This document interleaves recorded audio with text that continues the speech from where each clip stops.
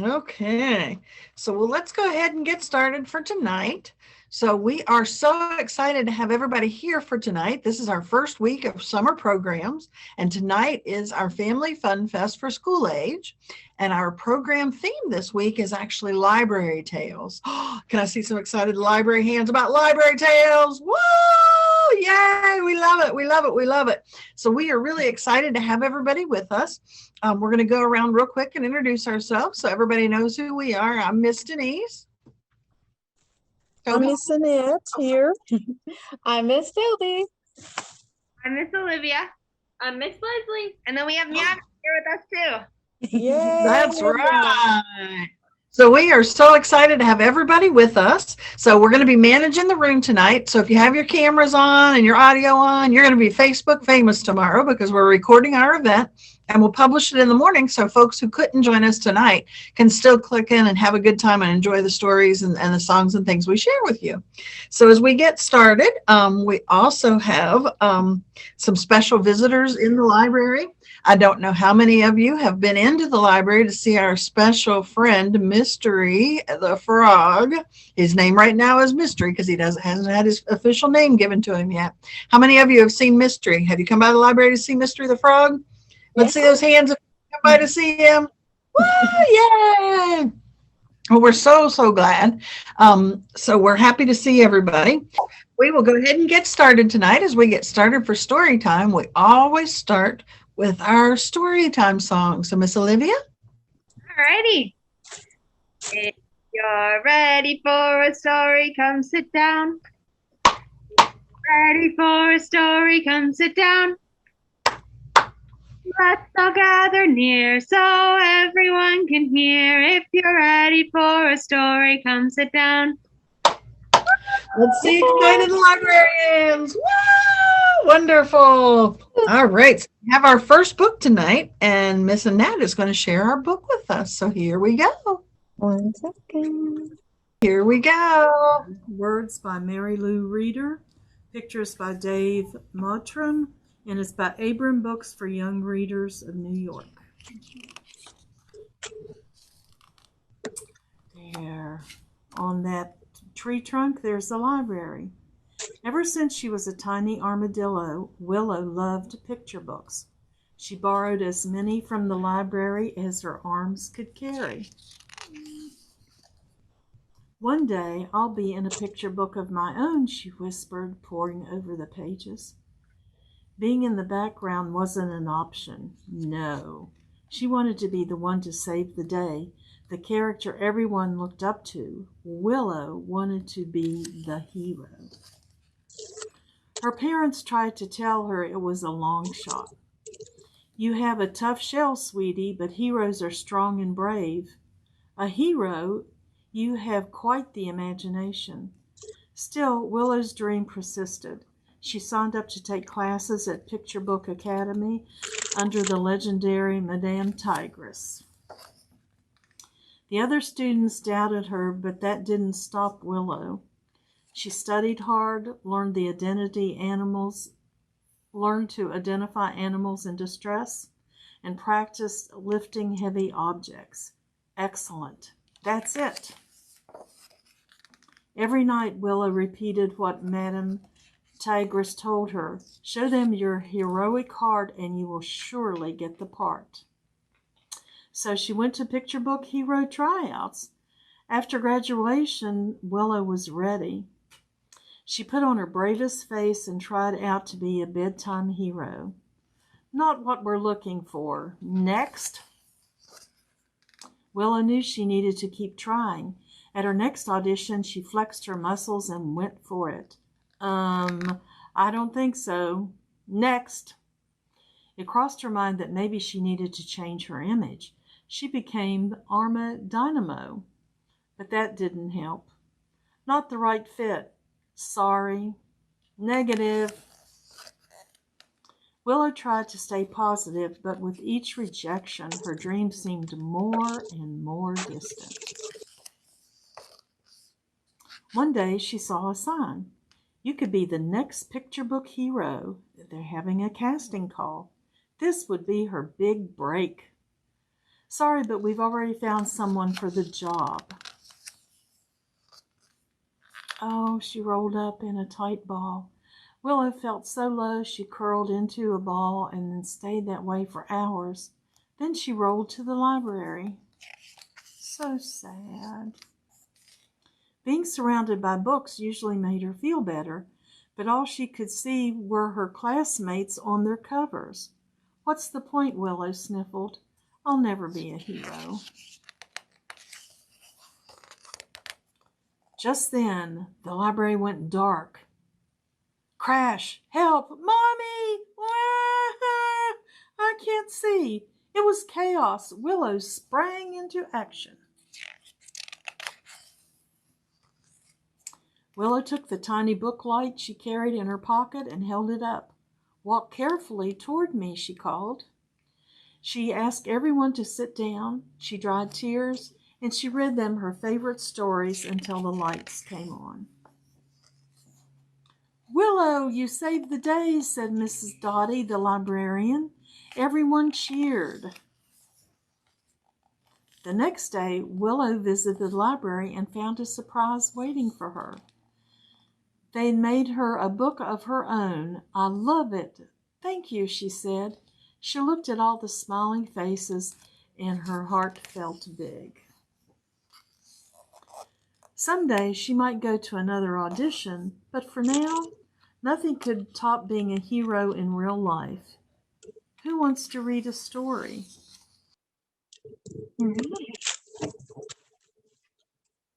That was our book for this week. What a fun story. So as you can see, our theme is all about libraries. Did you see where they were during the story? They were at the library. And as we talk about the library and our Tales and Tales theme this week, we're going to talk about all kinds of animals like the armadillos and all the other animals that were in that story. And we're going to talk about whether or not they have tails. So we also have lots of special visitors. So here we go. And Miss Leslie and Olivia are going to ask you some questions. So, do you think an armadillo has a tail? Put a thumbs up for yes or a thumbs down for no. No.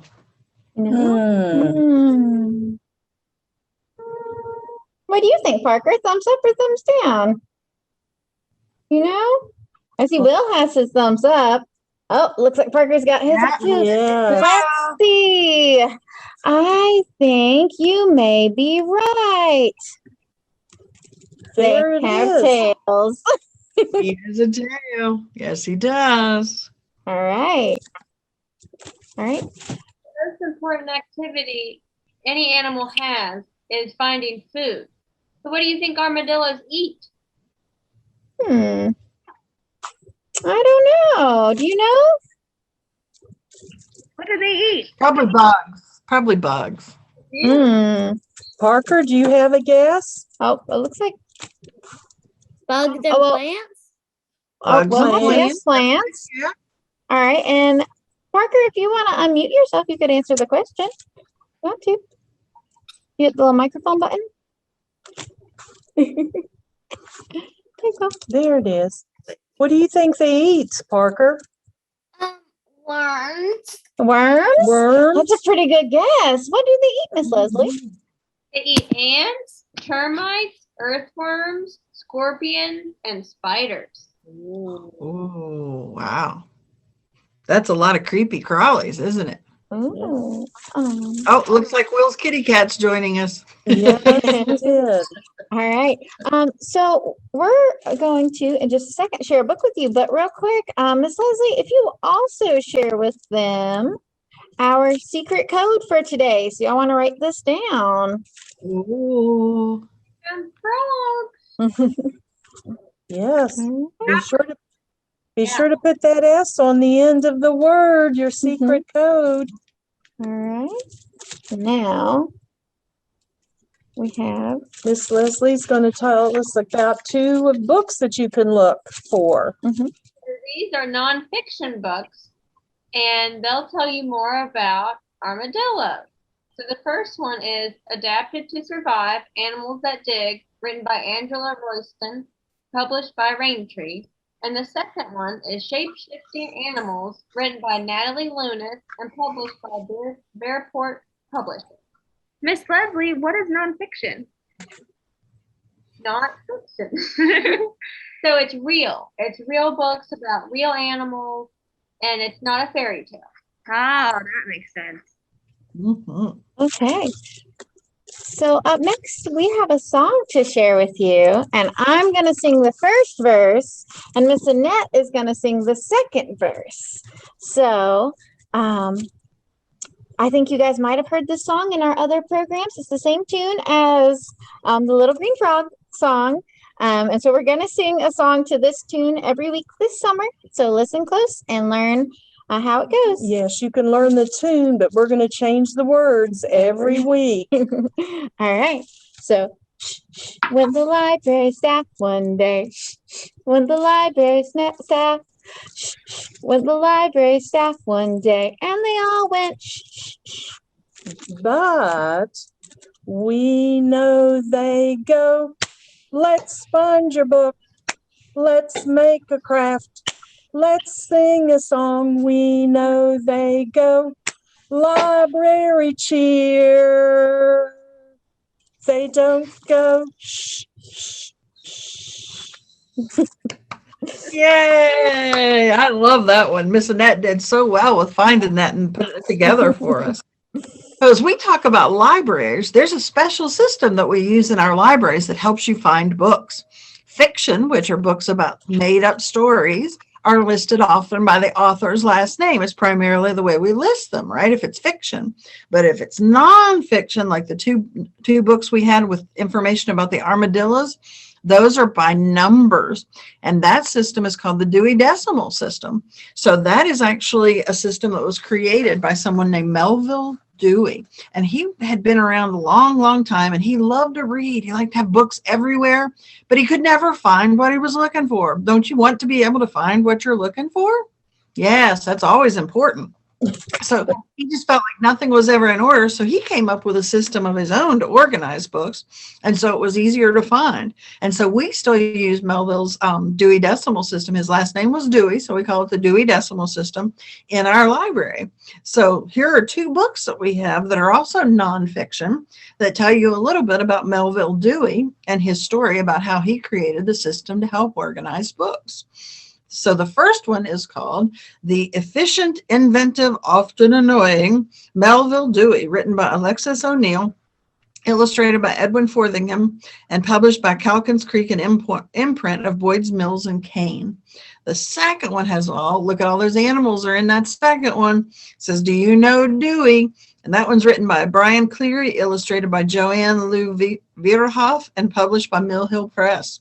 So there's a lot of very fun books that we have. You can learn more about the Dewey Decimal System. But we're going to talk after we read our next story a little bit about what numbers in the Dewey Decimal System mean and how those can be used to help find what you want to read next.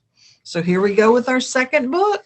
Yes, our second book is What Do You Do with a Tale Like This? And it's by Steve Jenkins and Robin Page. But we're actually only going to read a little section of the book today because it's kind of long. But if you want to watch the whole read along, it will be up on YouTube after this, and there will be a link to it on our Facebook as well. So we will share that with you. What Do You Do with a Tale Like This? By Steve Jenkins and Robin Page, and it is published by Houghton Mifflin Company in Boston. Animals use their noses, ears, tails, eyes, mouth, and feet in very different ways. See if you can guess which animal each part belongs to and how it is used. At the back of the book, you can find out more about these animals. What do you do with a nose like this? I'm not sure, Miss Annette. I think it's safe to say this one is probably an elephant's nose, and it's probably for picking things up or drinking water or like shoveling water. I think this is either an alligator or a crocodile. I don't know the difference between that. Maybe we'll learn more about that a little bit later. This one right here, I think is probably a dog because it's got the whiskers and the pointy nose. It looks like a dog to me. And this one, I think, is a platypus, just because I've seen pictures of them before, and that looks like a platypus to me. I don't know about this one, though. What do our readers think? What do you guys think it is? Let us know in the chat. We'll wait just a few minutes and see what your guesses are. Have any guesses? If you're a platypus, you use your nose to dig in the mud. Well, I was wrong about this one. If you're a hyena, you find your next meal with your nose. And fun fact about hyenas, they're actually more closely related to cats than they are to dogs. Very interesting. If you're an alligator, you breathe through your nose while hiding in the water. And if you're an elephant, you use your nose to give yourself a bath. Oh, there it is. Miss Toby, what is that? Well, I don't know if y'all got it right, but if you did, if you're a mole, you use your nose to find your way underground. What do you do with the tail like this? I know this one because I just read a book about it, and with the coloration and the spots in their tail, which I also found out that those little circles have blood vessels in them, and that's what helps with their circulation. And then they have this bushy tail at the end so that they can swat away all those biting bugs. Well, this one with the big pointy bit on the end, to me, that looks like it might be like some kind of stingy bug, like a scorpion. This one right here with this long curved tail, that I think that belongs to one of the monkey families. And then this one up here looks like, to me, it looks like the tail on some of those lizards we see outside sometimes, the green ones. Yep. And what do we think this tail belongs to right there? That's all black and white and stripy. Yeah, that might be the biggest hint we've had so far, Miss Toby. Give you a couple minutes to let us know in the chat what you think it is. A skunk. All right, so Let's see. Or was that part? you guys all have a guess? All right, we're going to turn the page upside There it is.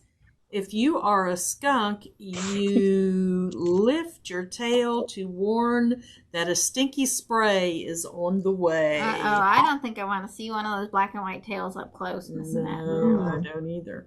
So I was right. If you are a giraffe, you brush off pesky flies with your tail. And this one here, if you're a lizard, you break off your tail to get away. It's important to remember, probably don't handle the animals you find outside your house, but especially don't grab lizards by the tail because they break them off. Yes. If you're a monkey, you hang from a tree by your tail. And if you're a scorpion, your tail can give a nasty sting. We also don't want to pick those up either. Lots of animals we don't want to handle on this page. So at the back of this particular book, it has all of the different animals that we were guessing about, and it gives you a little bit about them, where they live, what they eat, the sizes of them, and everything. So we hope you've enjoyed this book. We did, doing our guesses. Some of them we got right, some we were really off. So thank you. All right. Oh, it looks like okay. We got 2 guesses from Parker. So good job, and thank you guys for guessing. Yes, very, very good. Yes, Okay, you so did. Leslie's going to share a little bit about some books and the numbers on the books for different kinds of animals. Give me 1 second. Ooh. Keep trying to play. I'm sorry. Okay.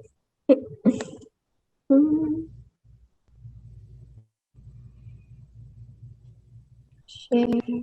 Here we go. This is our Dewey Says segment here.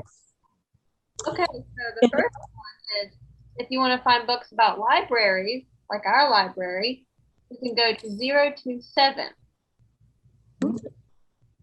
If you want to learn about armadillos, you can go to 591.4. And if you want to learn about animals in general, zebras, horses, dolphins, you can go to 590 to 599. Or if you want to learn about specifically frogs, like Mystery is a white tree frog, you can go to 597.8 in the library. Mm-hmm. To learn more about the Dewey Decimal System, you can watch these links as well. So each week Yep. we're going to be sharing with you some nonfiction books because we share silly stories with you that are fiction, like an armadillo that can read to other animals. So we're going to be sharing with you some nonfiction books. And so we've entitled that Dewey Says, because Melville Dewey is the one that helped us find all of these things and keeps doing that for us. So that's the reason why we named it Dewey Says. Yes. And did anybody pick up their craft kit yet? Let's see your hands if you've done your craft kit. Oh, I sure hope you've come to pick it up. If not, there's still a couple left, so you need to stop by soon and pick up your craft kits. We basically have this nice, beautiful outline of the letter F with some small pictures you cut out of different types of frogs and put those together to create your own F out of frog pictures. So how fun is that? So we hope you'll come by and pick that up soon, so you'll be able to enjoy that. So starting tomorrow, which is June the 9th, you'll be able to pick up our craft kits starting for the next week's program. And next week's theme is going to be water tales. So they're going to be animals in water. So we'll look forward to having you read more about the water animals. So let's get ready to do our closing song for tonight. Miss Olivia, you're up. All righty. The more we read together, the more we read together, the happier we'll be. For your friends are my friends, and my friends are your friends. The more we read together, the happier we'll be. Yay! Yay! Let's see those excited library hands. Okay, and everybody knows what comes next, right? We're getting ready to do our library cheers. So everybody turn your microphones on. Make sure you're not muted because we want to be able to hear all those happy, happy sounds for people doing their library cheer. So is everybody ready? All right, here we go. Meow Meow's getting ready too. Here we go. 1, 2, 3. Library! Hooray!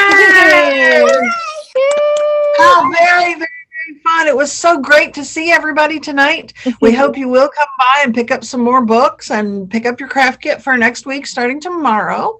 So we'll be doing another program next Tuesday night, same time. So we hope you'll join us again then.